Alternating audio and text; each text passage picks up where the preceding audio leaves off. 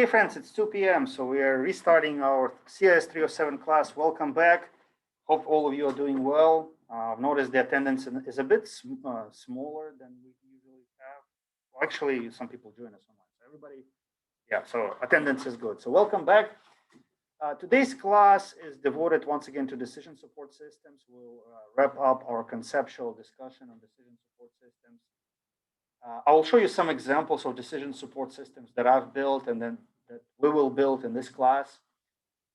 If we have some time towards the end, we'll run an exercise. We'll try to test the so-called wisdom of the crowd's hypothesis. We'll see whether the crowd is right most of the time or wrong most of the time, or it depends. Okay? So that's the plan for today. If you can recall, last time we talked about what was like the overreaching topic. How would you summarize it in one sentence? Yeah, we talked about this formal decision making, how people approach decision making, what are different models and strategies of decision making. So today's topic is how technology can assist humans in decision making. So we'll talk about the role of technology in decision making. What about you, Zoom guys? Can you hear me well? Is everything fine? Yeah, well. I'm good. Okay. Anything else to say before we start our formal agenda? Anything that I'm missing?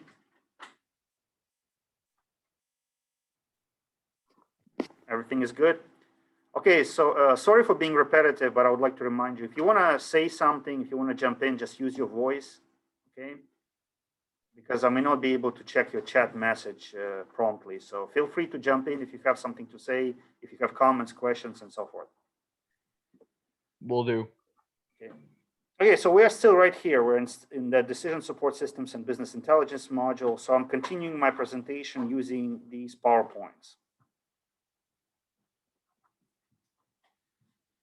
And you didn't tell me that I didn't share my screen because I'm already showing you something on the screen. So that's what I will do right now.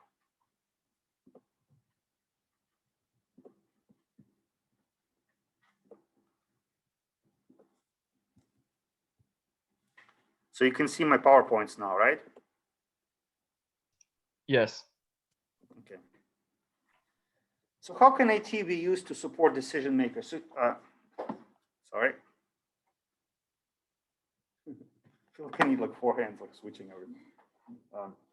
So how can IT be used to support decision makers? So here we have some examples. First of all, information and communication technologies can support decision making by fostering communication and interaction among team members. We said before that decision making sometimes is done not by individuals, but by teams or entire organizations. If that's the case, then the entire team or the entire organization needs to communicate. Okay. Now that could be something as simple as a Slack channel. How many of you use Slack, by the way? We use it for AATP a lot. That's where we decide on what we're going to do as an organization and things like that. So that's like a facilitation of collaboration and communication that leads to decision making. Or maybe something simpler like, I don't know, Skype or any kind of like WhatsApp messenger, like anything that allows teams to communicate in relation to a particular decision. Now, one of the biggest roles of information and communication technologies is the assimilation and filtering of data. Now, that's something humans are not good at. They're not good when it comes to dealing with large data sets, collecting large data sets, organizing, filtering it. Computers can do it, as you know, with a click of a button, right? They can pull together a large data set and then quickly summarize it, let's say, by creating a table. So again, that's something that we will do in this class. We'll create tables, the so-called pivot tables that quickly summarize a large data set. Sometimes information and communication technologies or IT is used for detecting a problem or recognizing a problem based on data. Okay. For example, if we're talking about a learning management system, then you can have the following decision rule. If a student hasn't logged in the last 3 days and his or her average grade in the course is below C level, then it's a problem, right? So we have a rule for recognizing a problem. It means that this particular student may get lost permanently and he or she may fail the class, right? So computers are also good at that. If we're talking about information security, for you guys who are in cybersecurity program, there are a lot of tools out there that continuously monitor logs, like logging attempts or packets. And based on that, they recognize suspicious patterns, okay? something along the lines of somebody trying to log in multiple times from an IP address that indicates a geographical location that is not in the United States, something like that, right? So that could be a possible unauthorized attempt. And a lot of log analysis software, what they will just red flag, that occurrence, and they will inform the human behind that software to take a closer look at that, right? Not everybody who is making multiple login attempts from outside of the United States is a potential hacker, but that's something that could be worthwhile to look at, right? Sometimes software is used to assist with problem solving. So not only it will recognize a problem, for example, a student not logging into a learning management system, it will also say, would you like to send a message to that student, right? To see why this person is not logging in, what's happening. Quite often, in IT is also used to put together data or results of analysis into a nice cohesive package, something along the lines of a report. Again, this is something that you will do in this class. You will build reports, okay, that show trends or patterns in your data, okay. So yeah, those are like typical ways in which information and communication technologies are used in decision making. Just to show you an example of that, so here.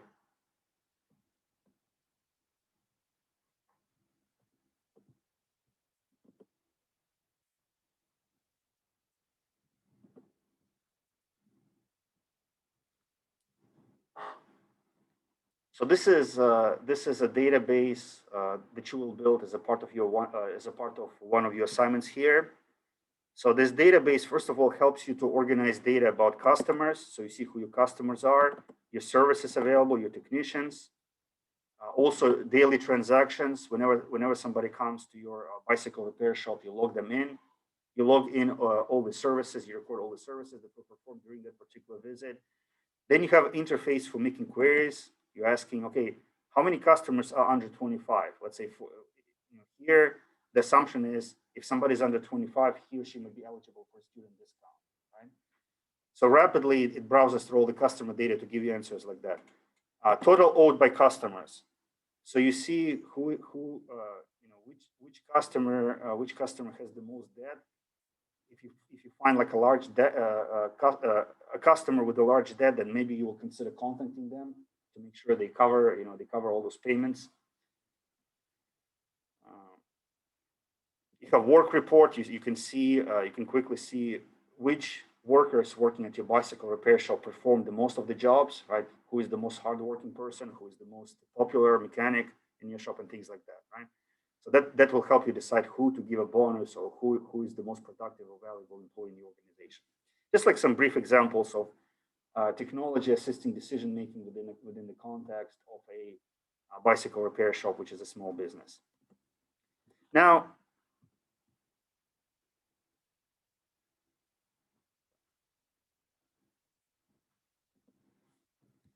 at the conceptual level, so we talked about specific technicalities of how technology is used. At the conceptual level, the theoretical level, we can say that information technology is used to convert data to information, okay?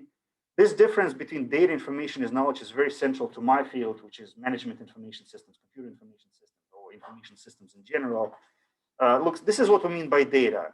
By data, we mean raw facts about life, okay? So what computers do, they correct all those facts and they process them into a form that can be actually useful for decision making, right?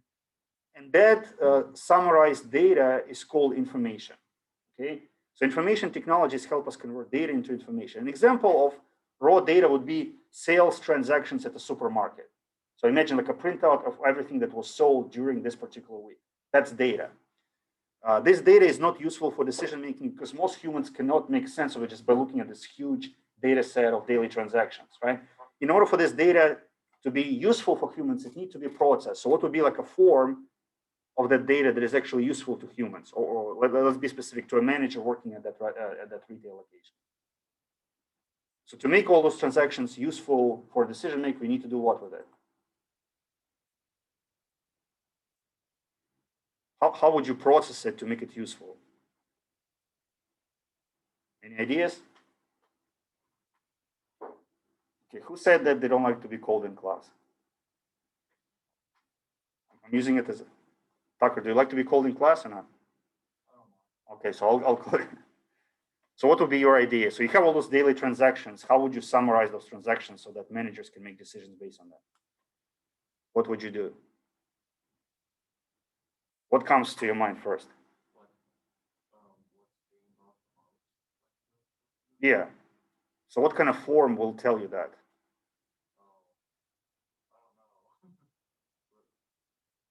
Okay, well, how about putting it into some kind of table by categories, right? So you'll see which category is the most popular one in terms of sales volume, right, or sales number. You'll see, let's say, the groceries are the most popular items, right? So what you can do, you can summarize that data into a table, and this table would have, let's say, rows as product categories, let's say milk product or dairy products, I don't know, stationery, household items, and things like that. And then columns would have number of sales and volume of sales, right? So once you put this data into a table, it's already information because it's useful in decision making. Okay? Now, one last theoretical digression here is that the ultimate goal of decision support systems is not necessarily information, it's knowledge, right? So the difference between knowledge and information is that knowledge can lead to valuable action. Okay? You know that there are a lot of people out there that know a lot, but they don't do much with it, right? They know a lot, they're educated, they're smart, but they don't act on the information that they have, right? One classic example is university professors. They seem to know a lot, they talk a lot, you know, they have a lot of information, but a lot of them, they don't practice what they teach. You know, just recently I was reviewing a course. I'm involved with an organization called Quality Matters. Like we're helping schools improve their online education by looking at their courses and suggesting improvements. Well, there was one person teaching an entrepreneurship course in one of the universities in New England. And it's a great course. I mean, he did a great job. He liked the subject. But you know, one thing that I found interesting, in every lecture that he delivers, he tells students, why don't you become an entrepreneur? That's the best thing to do. Go ahead and start a business. And I was thinking, well, you're telling this every time, but you didn't start a business, right? You're teaching at the university instead of so why are you telling everybody that starting a business is the best thing to do, right? I mean, as someone who has run a number of businesses, and I'm running a business right now, I know that it's not an easy task. It's not for everybody, right?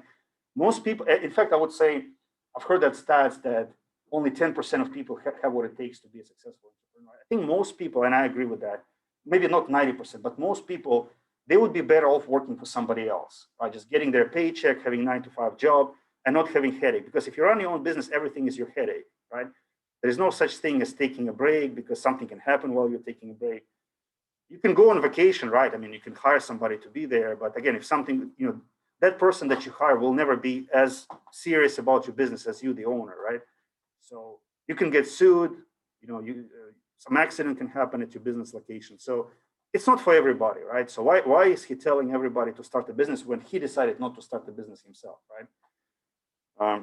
So I kind of asked him politely, and he said, no, I'm running a business. And the business that he's running, it's like a website that his wife is actually running. And on that website, they offer some kind of nutritional advice. Well, I guess it's a business, right? But it's not the same as running like something that has employees and is open 24/7 and things like that, right?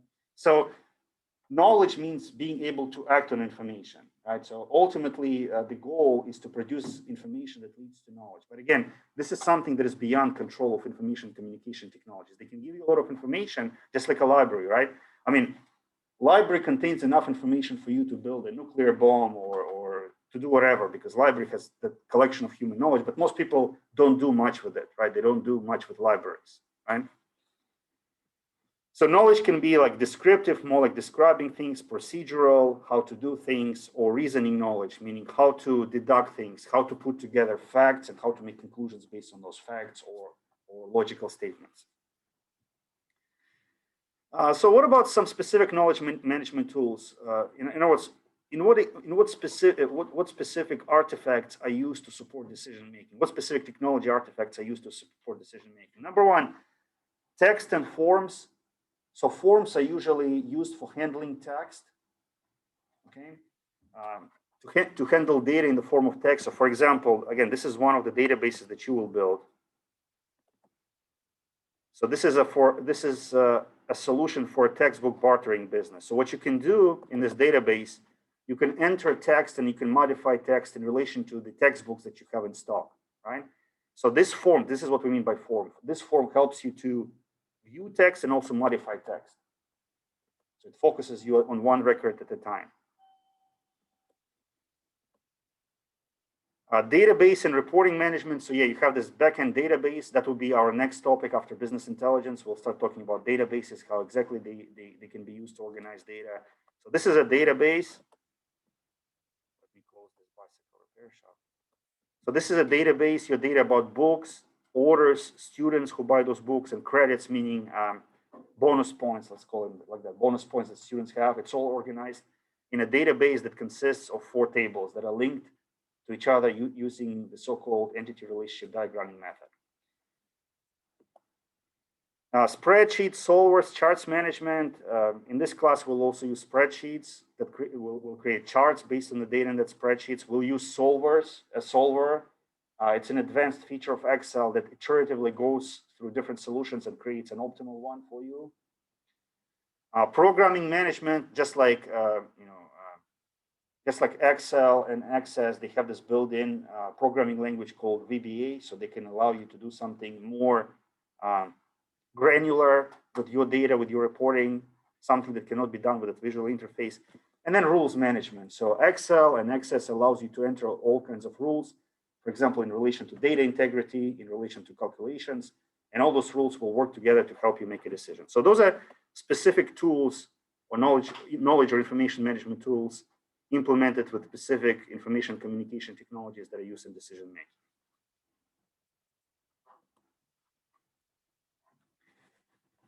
By the way, decision support systems can be a part of all kinds of systems used by organizations. For example, some organizations, they have something along the lines of transaction processing systems or TPS.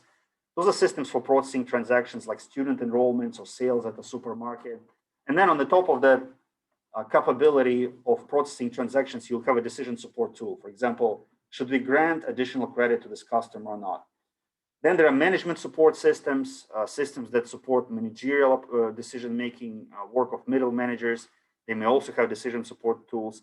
Some systems are devoted decision support systems, although nowadays I rarely see standalone decision support systems. They're usually a part of a broader organizational system such as TPS or management support system. And then you have executive information systems. Those systems are geared towards executives, as you can tell from the name. And those systems will also have very high level capabilities for making strategic organizational decisions. So decision support systems can be embedded in any organizational system nowadays.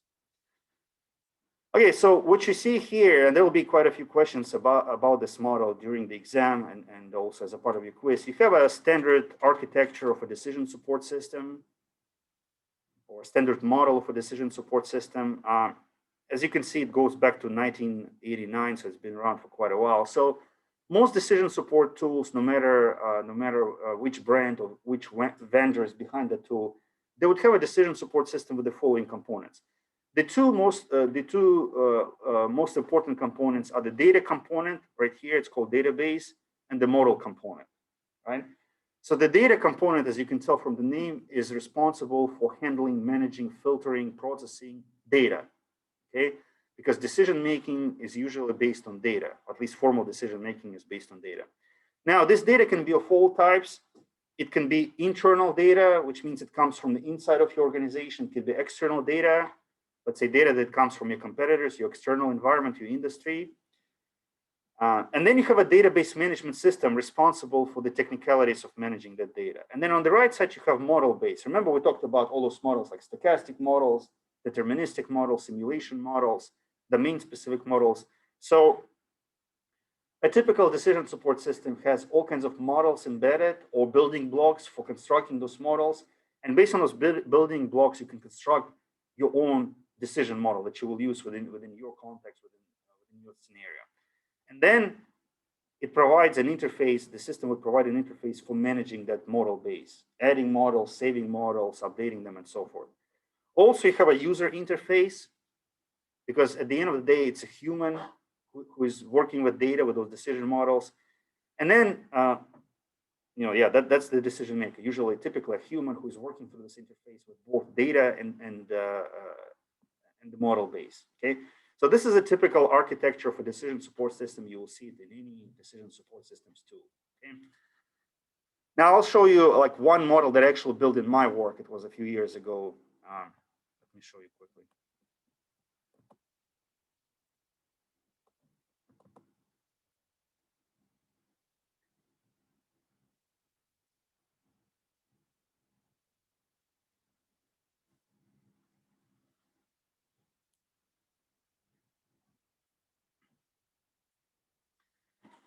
So this model was actually used to make $1 million decision in my former organization. I don't want to talk about too many bureaucratic details, so I'll try to give you like a very kind of high-level overview of what was happening if the system actually loads.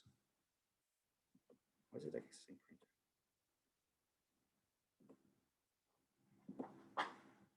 Yeah, let me try again.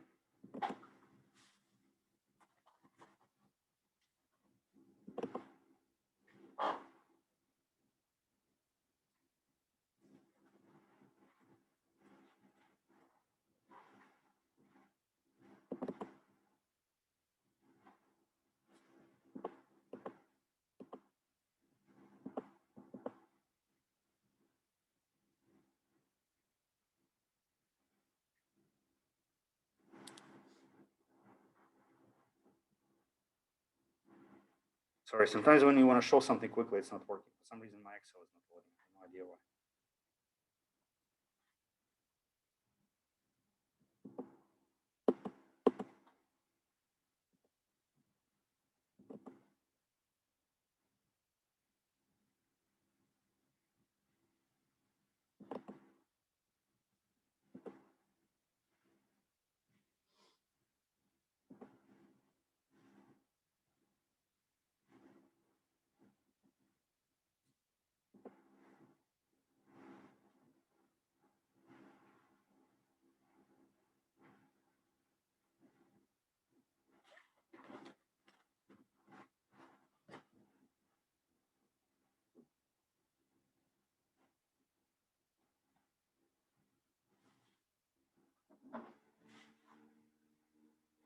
Okay, let me just pause. I'll try to open it through Google Docs because I want to show you how it looks like. I will stop my screen sharing.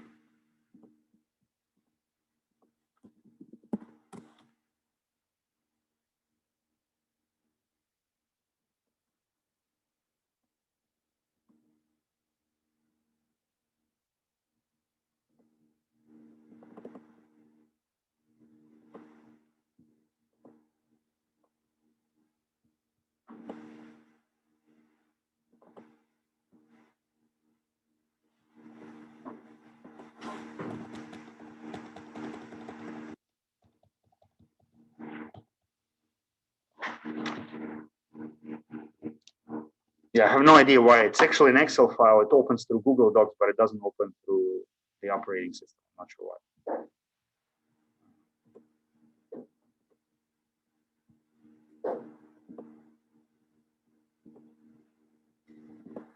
Yeah, so this is the decision support system that I've built, and it doesn't look complex. It's not complex, but it was used for a very strategic $1 million decision.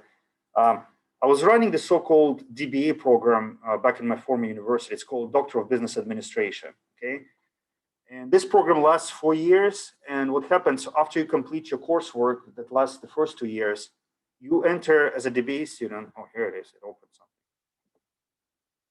Let me try it again.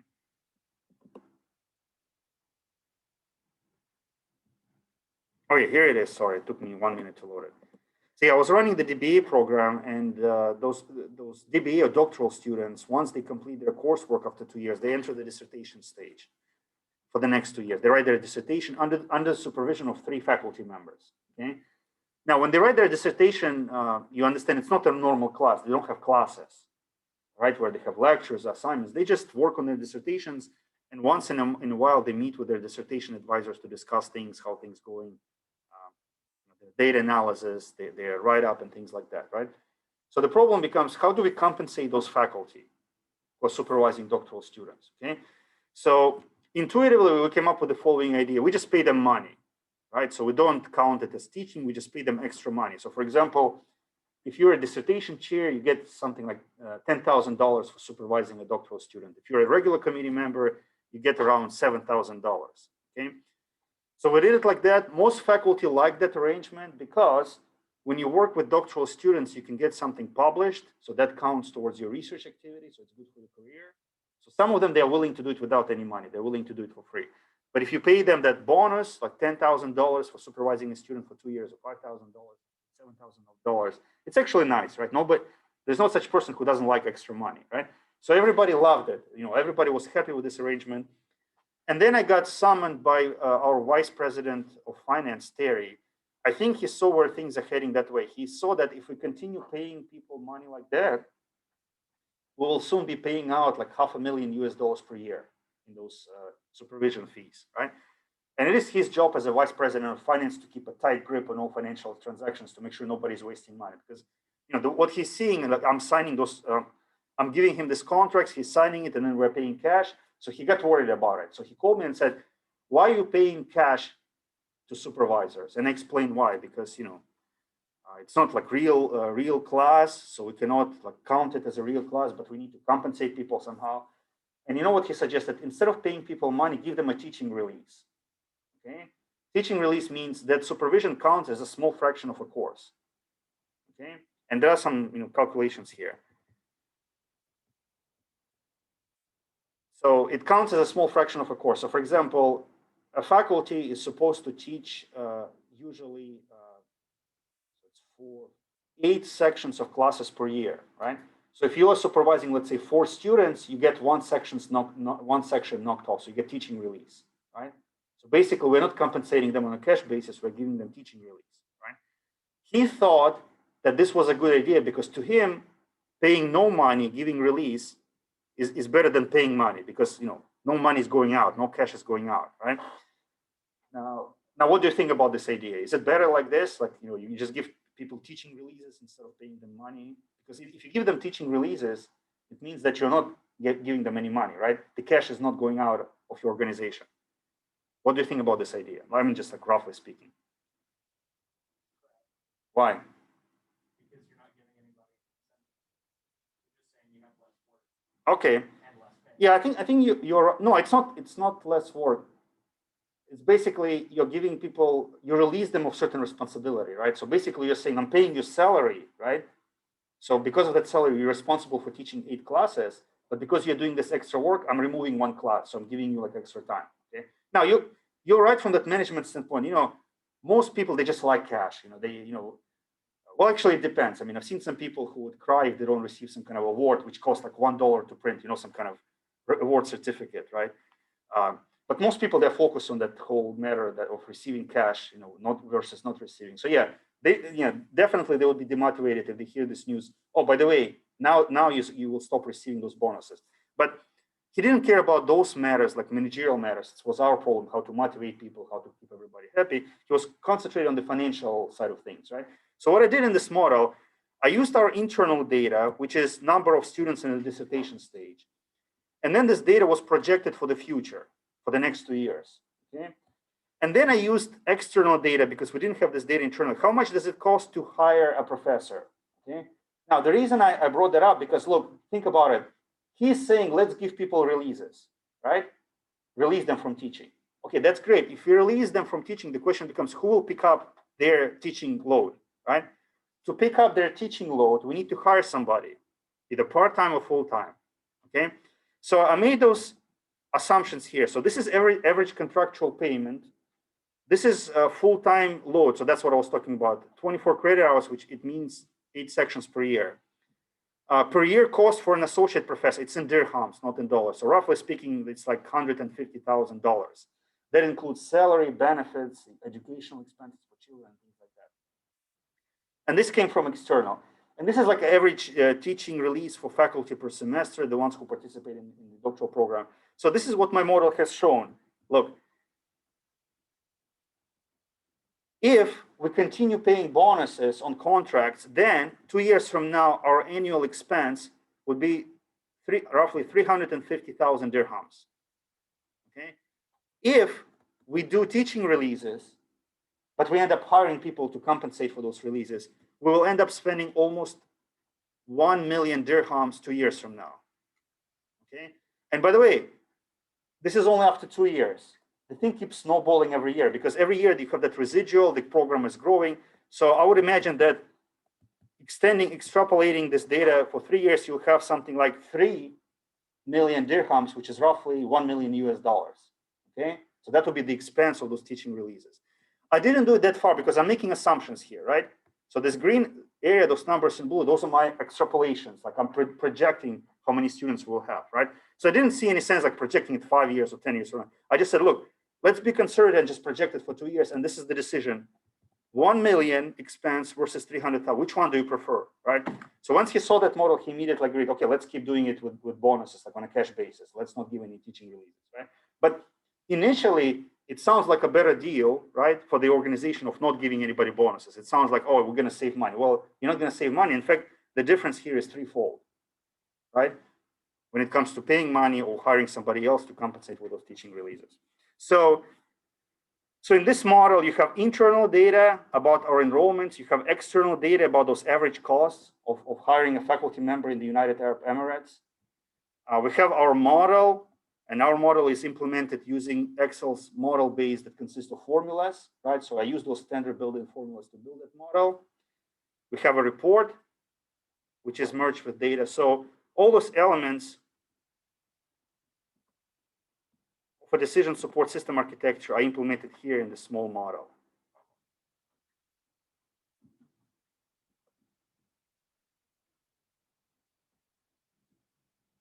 Am I sharing the screen? Yeah.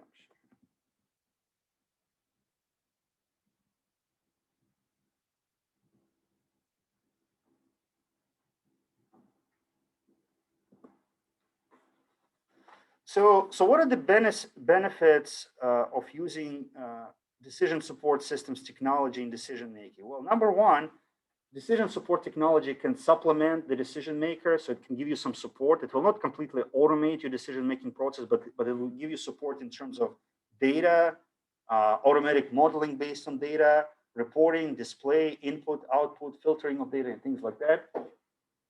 It also supports, specifically, it supports and improves your intelligence, decision, and choice activities. So intelligence means you can do some background research. I'm sorry. I need to check because I'm receiving messages about my son.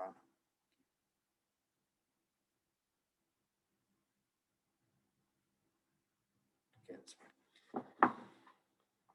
So it helps you to gather data. That's the intelligence phase. It supports your decision and gives you like alternatives to compare, just like I did in this decision support system. We have two choices: contracts versus teaching releases. So and also leads to a choice, right? So you can nail down your choice based on those decision scenarios generated by the system. It also helps you with problem solving. Sometimes it can give you a solution.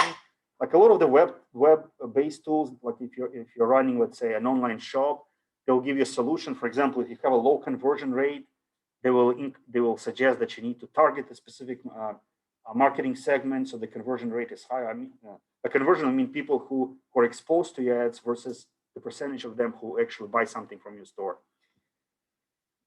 Nowadays, computers provide assistance with non-structured decisions. Again, they give you data converted to information so that you can use your own creativity, your intuition to make an instruction decision, and overall assist you with knowledge management, keeping track of your organizational data, keeping track of your organizational actions, projects, and things like that.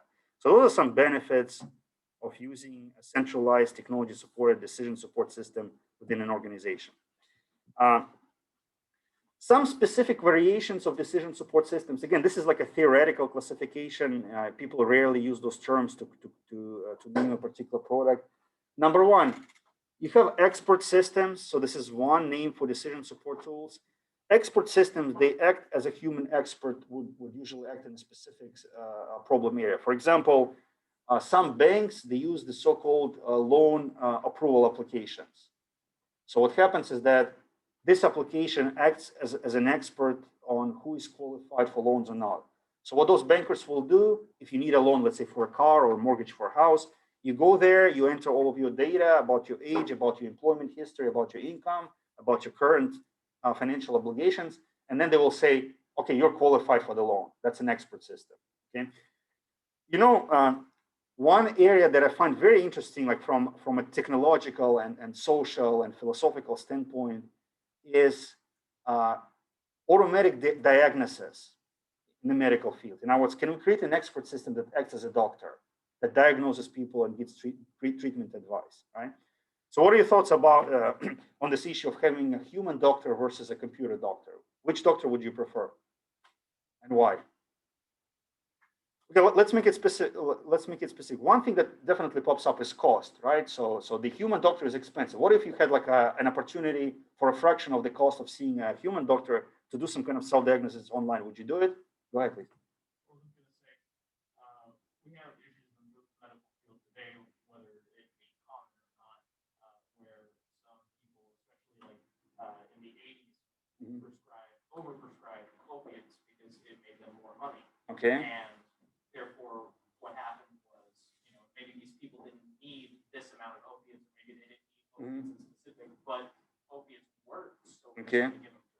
So you're saying computers are more objective because they're not going to overprescribe? I mean, what is? I would say that if the right person was behind the programming of the computer, that the computer would say, okay, this would be able to deduce exactly the problem, exactly what they need, and not have any incentive to overprescribe.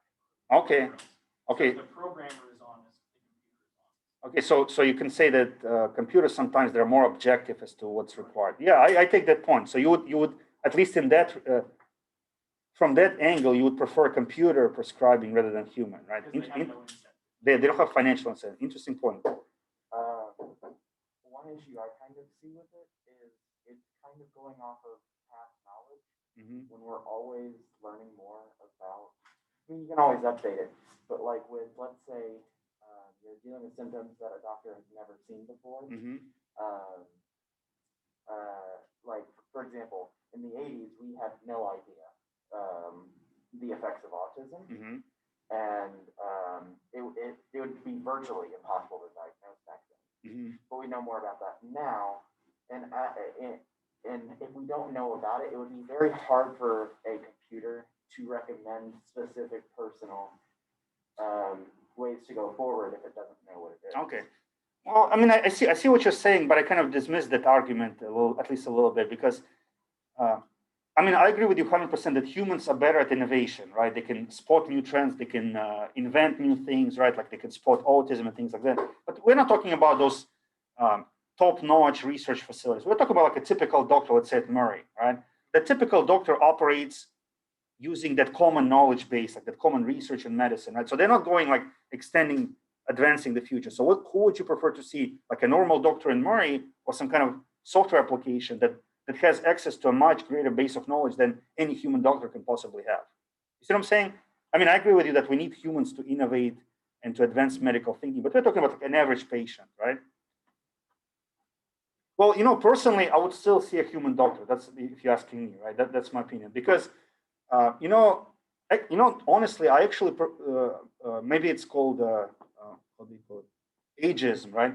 I prefer old doctors. I like old doctors who are like way into their 60s or even 70s, right? The reason, and also I like, what kind of doctors? So like not the ones who have like an advanced degree or a degree from a prestigious school. I like doctors who are like, something along the lines of what they call it, nurse practitioner, right? Like a person who has been in the field treating all kinds of diseases, seeing everything with his or her eyes, right? Because those people are like Fat Tony, right? They will say like, don't give me this crap about statistics, probabilities. I've seen that before in my life, right? So I trust that kind of human judgment based on experience more than a computer, in my opinion, right? So if you ask me, I would say I would still go for a human doctor, with the understanding that sometimes doctors have bounded rationality. Sometimes doctors, make mistakes, right? One of my cousins, he had a serious health complication because the doctor who did surgery to him, he was slightly drunk, right? So he was, basically the story was, it was during holidays and he was drinking with his friends or families. And then there was an emergency and they didn't have anybody there. So they called him in, right? So he had to go on a shift and he didn't tell anybody that he was a bit drunk. So he did that operation and there were some complications because of that, right? So, but still, even with those accidents and weaknesses, I would still go for a human doctor. But yeah, we can imagine those scenarios. By the way, I lived in Abu Dhabi and their healthcare system, at least at that time, was very interesting. I had health insurance there, and my health insurance covers everything. You never pay anything out of pocket. That's the kind of health insurance you have. Whenever I go to a doctor, and I think I got like spoiled, I guess, because it's free, right? And the hospital was right next to my apartment. So I would always go to this hospital if I have any kind of medical issue, right? Whenever I go there, they give me like a huge stack of antibiotics, right? And I got suspicious. I mean, at some point I stopped taking them. You know, I go for a visit, they give me like 5 antibiotics. I'm like, I just cannot, you know, I just had some kind of gut feeling that nothing good will come out. Like you have some kind of minor issue and they give you a lot of antibiotics for it. So I actually stopped taking it because I felt like it's going to be damaging. I didn't know like all those ideas about antibiotics that, you know, you probably know those things, right? You know that, do you know that antibiotics have to be taken exactly how the doctor says? You know why, right? Because if you don't take it as prescribed, then those organisms that you're trying to treat, they will develop immunity and they will become even stronger and you will develop resistance, you know, they will develop resistance, right? So missing antibiotic, like 1 pill or 2 can create a problem, even 1 or 2 pills, right? So overprescription leads to all kinds of problems. And eventually they actually correct on that using what you were saying. They created a software that would look at prescription data and they would pinpoint doctors who are overprescribing antibiotics. Not only it's expensive because you're draining that insurance, right, by prescribing a lot of unnecessary antibiotics, it's also bad for human health, right? I'm actually suffering right now because I developed allergies to a lot of antibiotics. And I think it was because of my life there, because they gave me so much antibiotics, I didn't take it properly, and something happened, right? So now I need to be very careful about which antibiotics I take. So yeah, expert systems, for a lot of scenarios, I would still go with a human expert rather than a software expert, or an expert embedded in the form of a software application. Okay, executive information systems. Information systems that are geared towards executives, so typically they have very high level information about the organization, maybe like key financial indicators, they have stock market ticker, they have performance data from individual subsidiaries or departments. And based on that, they help an executive make a decision about, I don't know, discontinuing products, expanding geographically and things like that. Then you have management support systems that help managers make decisions. Now, one category are communication support systems, and we already mentioned that Slack would be an example of a group decision support system supporting communication. It's all about exchanging information and deciding what to do as a team. And then you have personal support system, you know, maybe something related to personal finances or personal health. I keep trying, you know, like on iPhone, they have this health application. So I keep trying to like launch it, but I always like forget about it or run out of time. But something along the lines that a system that would tell you, oh, you need to exercise more per day, or you need to eat less calories, would be an example of a personal support system supporting your decision-making in relation to your own health. Now, I would like to stop here just for a second. This whole idea of group decision support systems. You know, this topic of group decision support systems was a very hot topic between, I would say, approximately 1960s and 1990s. Everybody, all universities, one university that was especially famous for their research and group decision support system was Arizona State University. So they keep building those group decision support systems, like software that allows people to collaborate on decision making. They keep doing research. And then eventually the fashion for group decision support systems kind of started to fade away in 1990s. So why do you think group decision support systems fell out of favor? And by the way, sometimes it's like a physical lab. Sometimes they would put like a lab with computers where people come in, they see like those monitors in front of them, they enter data, they vote, you know, they rank things, they come up with a consensus decision. So there was like a whole room supporting a group decision support system application. Why do you think those group decision support systems fell out of favor? People started paying less attention to them. What would be your guess?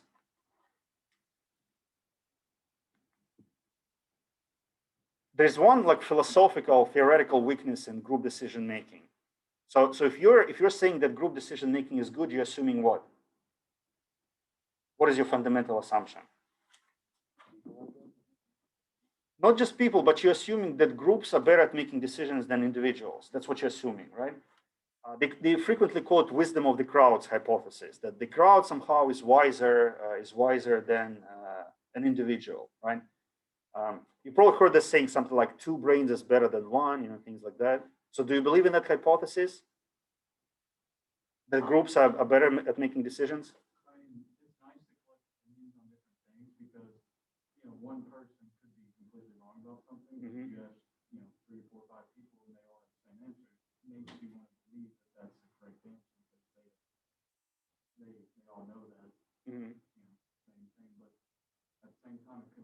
Mandela effect where everyone or most people think something happened. And it didn't on Well, I guess we need to be like more specific. Like they can be like cons and pros to group decisions, group-based decisions, right, in different scenarios. By the way, one person who did not believe in wisdom of the crowds was Steve Jobs. Okay, Steve Jobs was notorious for not doing any kind of marketing focus groups, meaning asking customers what they want. And I remember he said something like, if I ask my customers what they want, they would tell me, we want a desktop computer with more RAM, something like that, right? They would never tell me we need an iPhone or we need an iPod. So he was kind of saying, crowds are stupid. I know better than crowds what they need, something like that, right? So he was very much against wisdom of the crowds. Another well-known and successful person who is against wisdom of the crowds is Warren Buffett, okay? By the way, this wisdom of the crowds, it's an important hypothesis that underlines a lot of thinking in many fields, including finance. If you took finance or accounting, you probably know the so-called efficiency.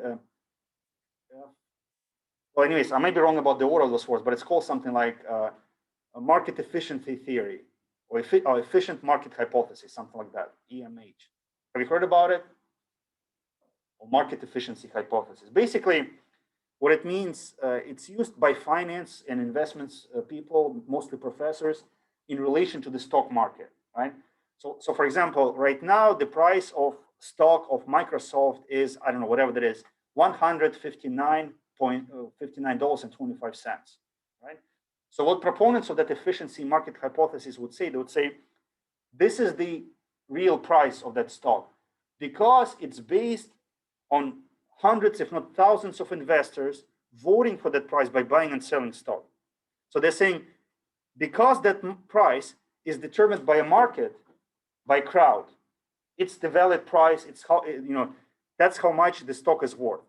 Because, according to efficiency market hypothesis, when investors evaluate stock, they look at future earnings, current financial situation, and as a group, they converge on that optimal price that is the correct price for that stock, okay? Now, Warren Buffett says, I don't believe in that. And that's why a lot of finance professors do not like him because, unlike them, he has something to back up his opinion, which is billions and billions of dollars that he's made in the stock market, right? Warren Buffett says, the crowds are often wrong, okay? He says that crowds jump from extreme optimism, oh, let's invest all of our money into real estate, it will never go down, to extreme pessimism. Real estate is going to hell, the United States banking system will completely collapse. Let's pull all our money out of there. So he says the crowd is always either too optimistic or too pessimistic about the stock, okay? And he says if you want to make money as an investor, you need to buy from those who are pessimistic because they will give you a good deal. They think that the whole thing will collapse. And sell it to those who are overly optimistic, who think that nothing will ever happen, the prices will always keep growing, right? So Warren Buffett does not believe in wisdom of the crowds. He says that the investment crowd is actually wrong most of the time about the stock market. And your job is to figure out in what way they're wrong and make money from it, okay? The same thing, I mean, I'm sorry, maybe it sounds a bit cynical, for example, if an instructor asks students opinions, right? And I think, if you run a class entirely based on student opinions, then you may get into direction that is not very good for students either, right? Because a lot of the time students will say kind of, implicitly, well, let's make the class easy, I mean, not everybody, right? But somehow they can steer it towards that way. And then the question becomes, is it really good for students or not to have that kind of class, right? So sometimes crowds are not wrong. Now, not trying to steer a political debate, but just think about this. Let's say we voted for president, right? And let's say 51% voted for President A, 49 voted for President B, right? So do you think that means that President A is actually good for the country because 51% voted for the president? I mean, it's hard to know, right? I mean, I wouldn't bet on it, right? Maybe it's better because slightly more people, maybe not, who knows? We just don't know sometimes, right? So crowds, they're not necessarily right about things. You have something to say? Okay. So yeah, that group decision support system topic, I find it quite interesting. Like, are the crowds better than individuals or not? And we'll revisit the topic a bit later. Towards the end of this discussion, I want to say, go back to those two last biases that we discussed, the so-called information bias and illusion of control. Because I think this is another core assumption of decision support systems. look, just because you have a lot of information does not mean that you'll make a valid decision, right? The more information you get does not mean that the wiser you become at making decisions. Okay? Remember the saying by Warren Buffett, people who lose everything in the stock market are of two types. The first type are people who knew nothing about stocks, and the second type are people who thought they knew everything about stocks. Right? So more information does not necessarily lead to better decisions. Okay? But people have this illusion, right? I like to use this example in the context of education. I mean, just because you've read a lot of books about football doesn't mean that you will be good at playing football on the field, right? So making good decisions. And then there are people who have never read about football, but they know how to play really well, right? I always find it interesting, you know, when you're watching a sports program, like all those commentators, they have so much to say. I mean, they keep talking on and on and on. And then they ask the actual player, he will say like one sentence, something like, yeah, that's, you know, I saw this opportunity and that's it, right? So those people have a lot of information, but they don't know how to play. This guy or lady, they don't have that much knowledge about the game, but they know how to play, right? So more information does not lead to better decisions sometimes. Especially since we're limited in our understanding of the entire context. We're not aware of the so-called black swans, right? Black swans are highly unlikely, improbable events that we cannot imagine, but those black swans exist. I don't know whether you've heard the story about black swans, but in continental Europe for several centuries in philosophy, the statement all swans are white was used as an example of an absolute truth. Because all swans that people have seen, they were indeed white, right? So they would use it as a philosophical example of a theory that is 100% correct. All swans are white. Now, guess what happened? After a couple or a few centuries of using that example, somebody discovered Australia. And guess what? In Australia, swans are black, right? So nobody could imagine that there's a continent called Australia that actually has black swans, right? So that's why you have information, you may have a lot of information, but your information is only about white swans. You never have information about black swans because you don't even know that you're supposed to have information about black swans, right? I always find it fascinating when people say they collect data, government organizations like to do it, and they would say something like, 50 years from now, Social Security Administration will have a deficit of $1 billion 50 years from now. I mean, look, who knows what will happen 50 years from now, right? Maybe 30 years from now, a comet will hit Earth and there will be no Social Security Administration, no human civilization at all, right? So I always find it interesting that they collect data to make decisions 50 years from now, but who knows what will happen in those 50 years? We just don't know, right? So just because you have a lot of data, you have all those tools, does not mean that you can make a better decision sometimes. And then illusion of control, the tendency to overestimate one's degree of influence over external events. It's something, there are all those people like nutritional experts, doctors, they have a lot of information about health, about what it takes to be healthy, but they have an illusion of control. I mean, there's so much you can do about your own health sometimes, right? Unfortunately, a lot of diseases are determined, as you know, by your genetics, right? You can eat carrots all day long from morning till night. You can exercise from morning till night, but you will still have that health problem, unfortunately, right? That's the unfair thing about life. Sometimes it's just written in your genes and there's not much you can do, right? So you can gather all this information about your health. You can wear all those medical devices, but it's not going to improve your control of events sometimes, right? At the end of this presentation, I would like to bring your attention to a couple of books. I highly recommend them if you want to read more about decision-making, about biases, about humans misunderstanding probabilities, making wrong decisions based on wrong models. By the way, those books are very entertaining, at least in my opinion. They're very fascinating reads. They're not like boring a textbook about math or probability. The first book I recommend is Fooled by Randomness. Okay? Read that book. It will change the way you look at life, the way you look at business, the way you look at your own personal career, personal development. It's a great book. I believe that Nassim Taleb is one of the greatest philosophers of science of modern times. If you like that book, then read the next two books, The Black Swan and Anti-Fragile. Black Swan talks about those unpredictable events that we never take into account, that nevertheless shape our lives, our future civilization. And then Anti-Fragile. So this is like the answer to the problems raised in the first two books. So given that we're so bad at understanding probabilities and how things work, how do we protect ourselves, or how do we make ourselves less fragile so that when we do have a black swan, it doesn't damage us too much, right? So this is what I recommend. Also, about decision-making in the financial business context or common sense context, because Warren Buffett is very well known for making common sense decisions that are very successful. Read the essays of Warren Buffett. By the way, you don't have to buy this book. Warren Buffett's letters to shareholders are available online for free. So in those letters of shareholders, you can find a little wisdom. However, this book is a compilation of some of his best letters to shareholders.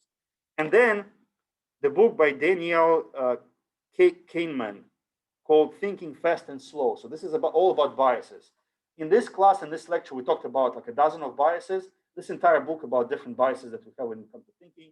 Probably it's much more not probably, but definitely it's much more extensive than our discussion here about human decision making, how they make decisions, and how they make wrong decisions based on what type of weaknesses or biases, right? Those are the books that I recommend. Okay, so look, we're done with our formal discussion on decision support systems. Since we're done with this topic, I'll ask you to take the following quiz right here. And you have a few days to take it until January 31st. It's called Quiz Decision Support System Requires Responders Lockdown Browser. So you'll do it at home. Okay? Just make sure you use Lockdown Browser when you take it. So this quiz is timed. You have one attempt. So I suggest you review Decision Support Systems materials before you take that quiz. Obviously, if you're interested in a good grade, right? So take this quiz to show me that you remember the things that we discussed as a part of Decision Support Systems topic. Now, also, I have some examples. I don't want to show them in class because maybe not everybody will find them useful. But if you want to see some examples of decision support systems, there are some short videos posted there. You can view them. Okay? What I would like to do now, I'm just curious how we're going to do as a crowd when it comes to making decisions. And we kind of simplified it to making like simple multiple choices, answering simple multiple choice questions. Okay? So look, I created a polling. I have a polling application. So when you click on that link, you should be able to see my poll. And it will show something like, it will say something like the presenter has not activated that poll. So what I will do, I will ask you, so open that link, please.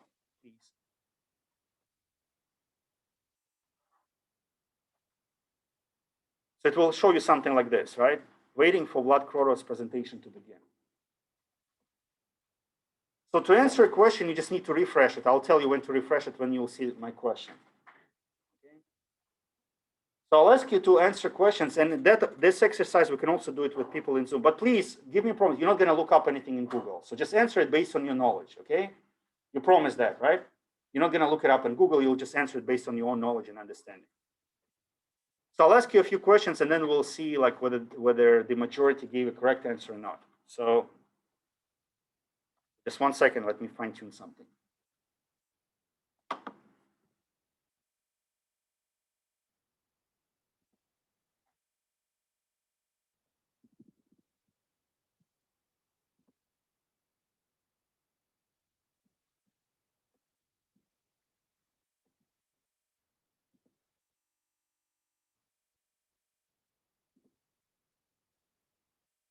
Okay, so refresh the page, and it may ask you to identify yourself. I don't remember whether I enabled that feature. Did it ask you to introduce yourself, your name or not?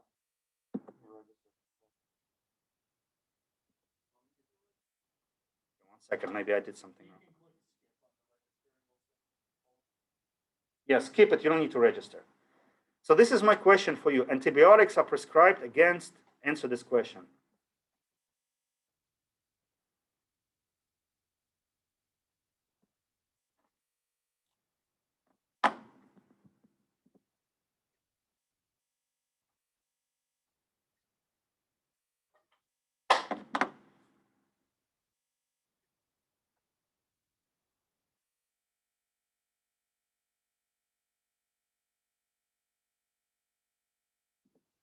Okay, so correct. 70% answered correct. This question correct. So indeed, antibiotics are prescribed against bacteria. By the way, some people don't know it.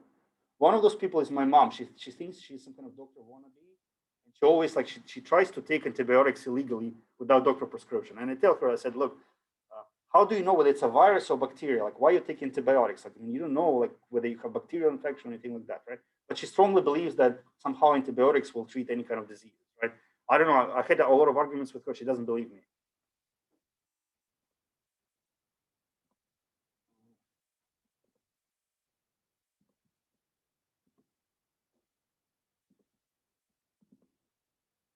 Okay, now I'm going to activate another question, so you can refresh the page and you should be able to see it just in 1 second.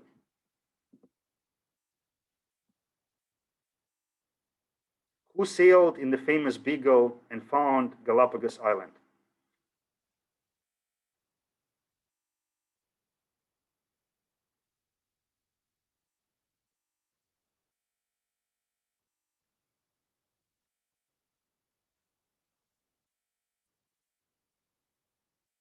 Okay, so the crowd is right again. It's indeed Charles Darwin, right? So some people selected Vasco da Gama, who was, I think, a famous Portuguese or Spanish sailor. I forgot whether he was Italian, Portuguese, or Spanish myself. Okay, good.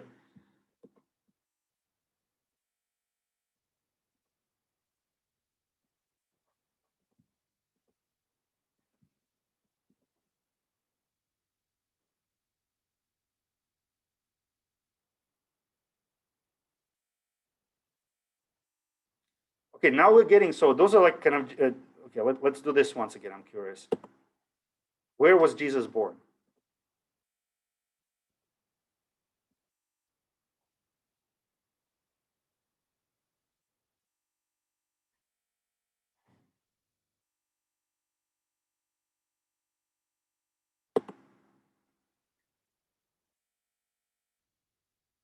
Okay, everybody, 100%, everybody said Bethlehem. Everybody's right about it.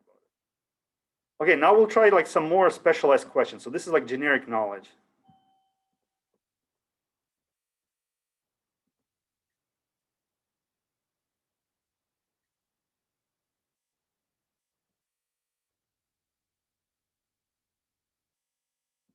What is the capital of Saudi Arabia? Answer that question, please, based on your knowledge.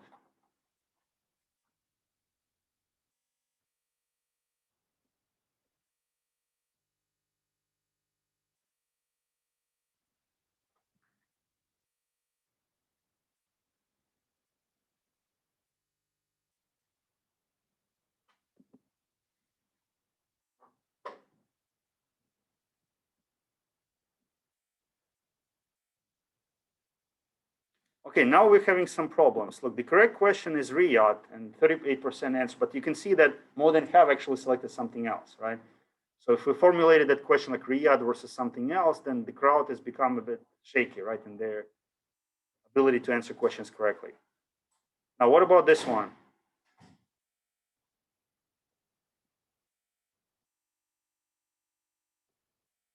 What is the capital of Nigeria? I'll activate this question.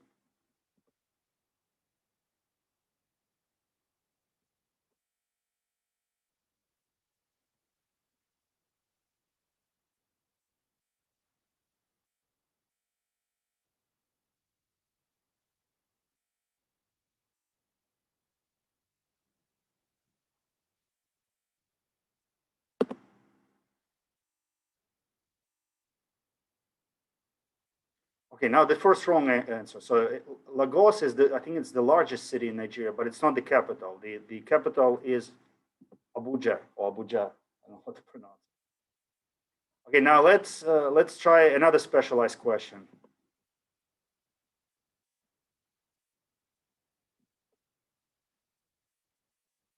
Which of those cities is furthest north?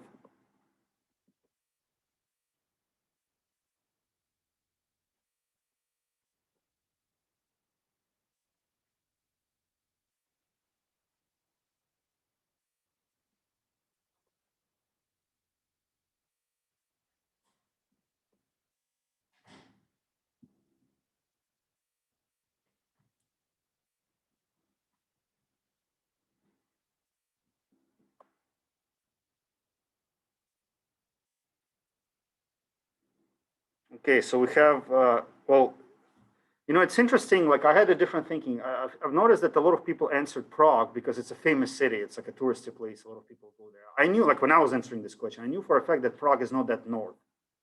It's somewhere where Ukraine is. It's not that of a northern city. There are much more northern cities in Europe than that, right? So I was thinking between, and I dismissed Hungary for the same reason. It's more of a southern European country, right? But I was struggling between Hamburg and Vienna. Eventually, I selected Vienna, but the correct answer is Hamburg. It's a bit north than Vienna, right? So I guess people almost got it wrong, right? So majority got something else rather than Hamburg. Now I'm also curious about this question.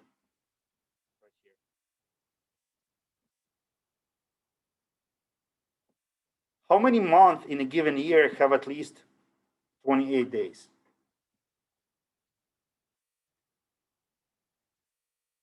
So if you take any given year, at the minimum, how many months will have at least 28 days?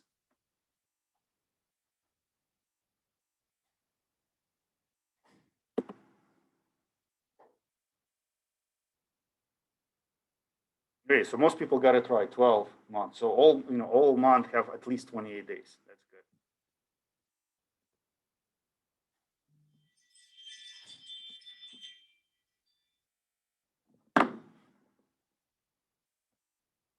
Okay, I'll ask you two more questions before we go. What is the official state language of Belize?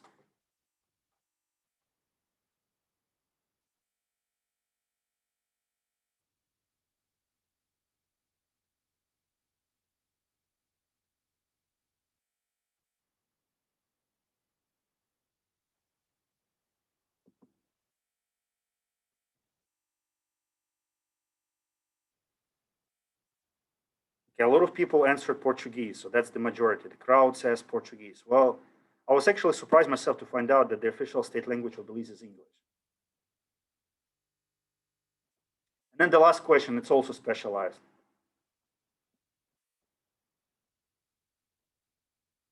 Which of the following numbers is greater?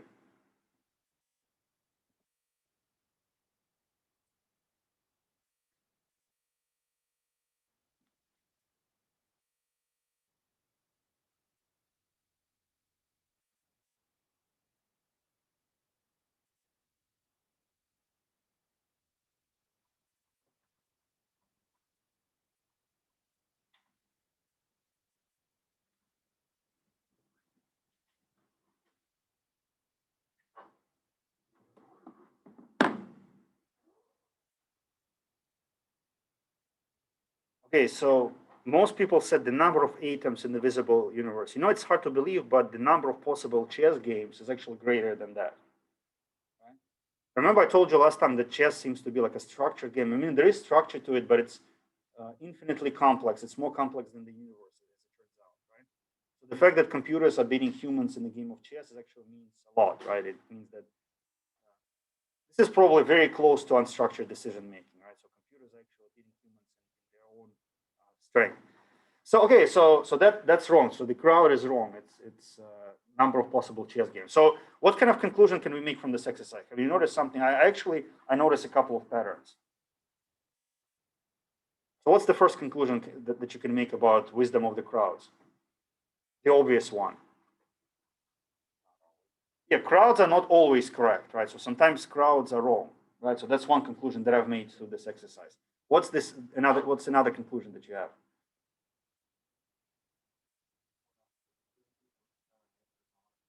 Okay. And does it lead to better answers, or in what scenarios will we get better answers from groups?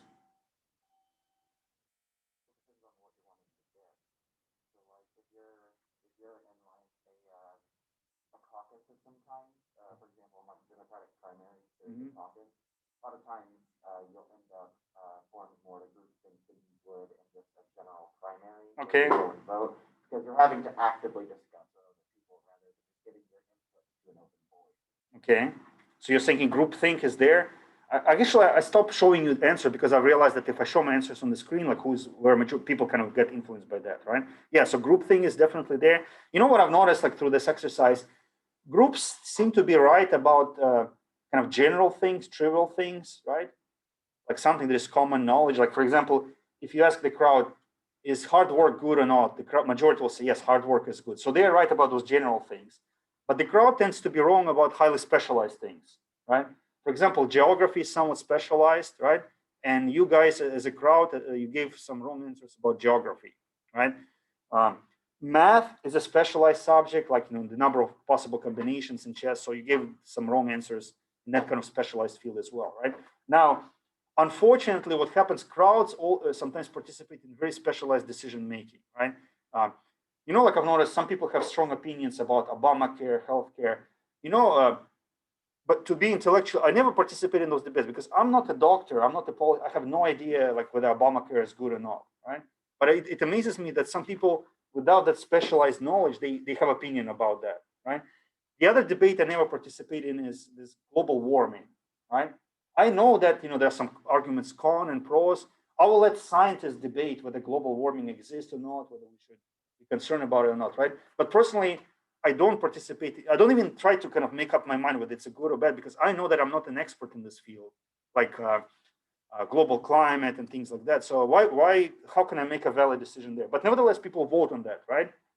So some people vote for those who support initiatives to reduce global warming and things like that. Some people vote against. But how can you vote if you're not an expert in the subject? How can you have an opinion or stance there, right? So I guess my conclusion is that we should not listen to the crowd when it comes to specialized topics, right? We should ask experts.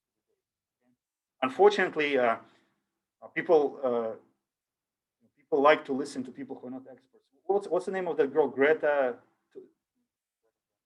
Yeah, Thunberg. I mean, to me, it's amazing. I mean, I don't want to be mean to her, but I mean, who is she? I mean, she's not a scientist specializing in global climate. Why people are listening to what she has to say, really, right?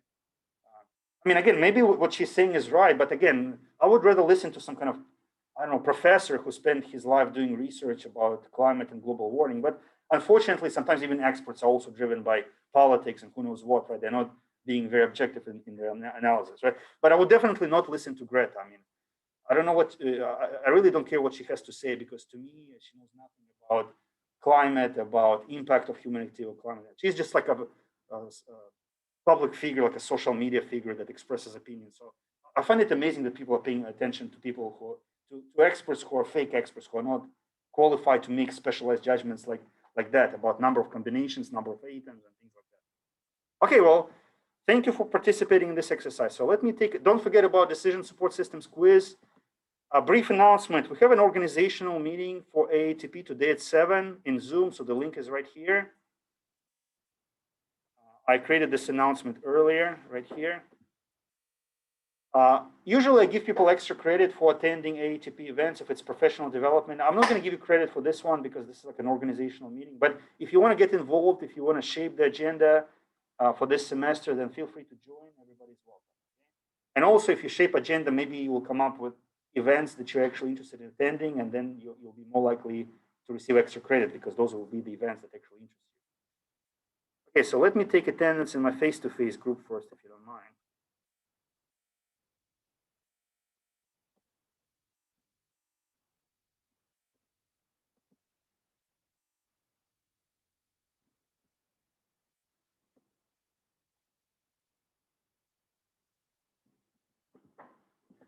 Clifton?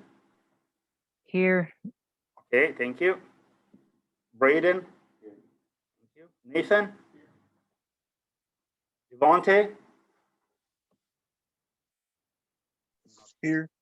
Devontae, are you here? Yeah. Okay. Aaron, David? Thank you. Jessica? Hope? Sean? I'm here. Harrison? Tristan? Violet?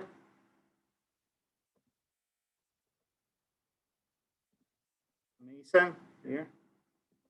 Ahmed? Ahmed? Not here. Okay, friends, you're free to go. Please do not forget about the DSS quiz and have a great weekend. Stay safe, relax, do health activities, protect yourself from everything.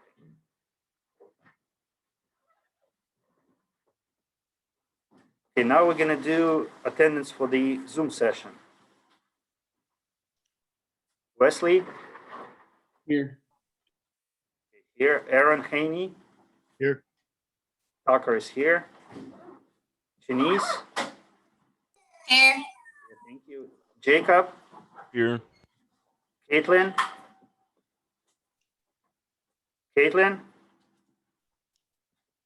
Not here. Jason? Here. Brandon? Here. Casey? Here. Okay, friends, thank you very much. Thank you for joining us today in Zoom. Have a great weekend. And don't forget about DSS quiz as well.